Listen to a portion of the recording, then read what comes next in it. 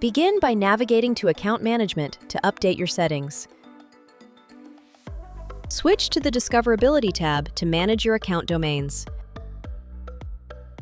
If no email address domains are specified, then your account is not visible to users.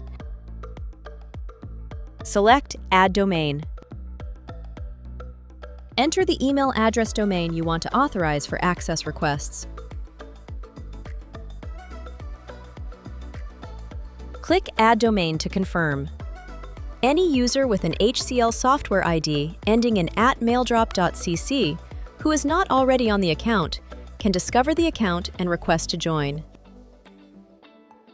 If membership request visibility for an email address domain is no longer required, it can be removed using the trash icon. This has no effect on existing account members. Review new membership requests by going back to Members. Approve a pending user to grant them account access.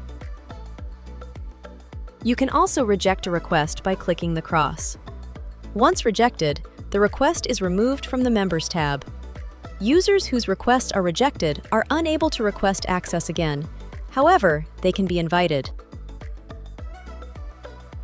Once the pending user is approved, expand the Actions arrow to update the member's permissions. Check or uncheck boxes to update specific user permissions. Select Save Changes to apply your updates.